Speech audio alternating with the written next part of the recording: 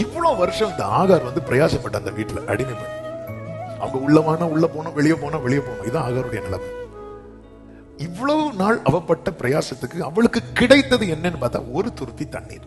அப்போ என் பிரயாசத்துக்கும் பலன் இல்ல, இருந்த வாசல் இதெல்லாம் நினைச்சு இந்த ஆகார் ஆளவே இல்லை. இவளுக்கு என்ன நம்பிக்கை இருக்கு தெரியுமா?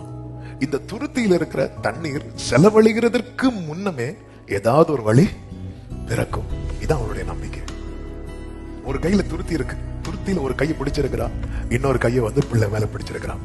அது வரைக்கும் நீங்க பைபிள் படிச்சீங்கன்னா தெரியும், துருத்தியில் இருந்த தண்ணீர் செலவழிந்த பின்பு என்று 15வது வசனத்துல சொல்லப்பட்டிருக்கிறது.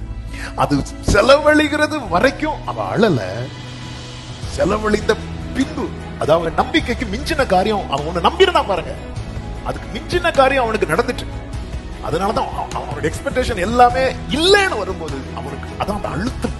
அந்த அழுத்தம் அழுகை இல்லாமல் மாறவே மாற. இந்த ஆகார் போய் உட்கார்ந்து அழுறான், அதிகமாய் அழுகிறாள். அதனுடைய 19வது வசனத்தை பார்க்கும்போது 17 முதல் பார்த்தால், தேவன் பிள்ளையின் சத்தத்தை கேட்டார். தேவதூதன் வானத்திலிருந்து ஆகாரை கூப்பிட்டு, ஆகாரே உனக்கு என்ன சம்பவித்தது?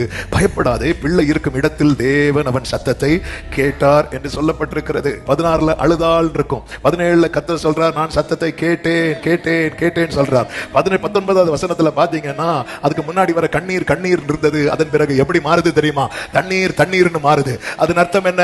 ஆமே, கண்ணீர் வலியின் அடையாளம் என்றால் தண்ணீர் வாழ்வின் அடையாளம். ஹல்லேலூயா. உங்களை வலியின் அடையாளமாகவே இந்த உலகம் பார்க்கலாம். கர்த்தர் இடைப்பட்டால் வலியின் அடையாளம் எல்லாம் வாழ்வின் அடையாளமாக மாறும். ஆமே, கண்ணீர் என் கடந்த காலம் ஆகும், தண்ணீர் என் எதிர்காலம்.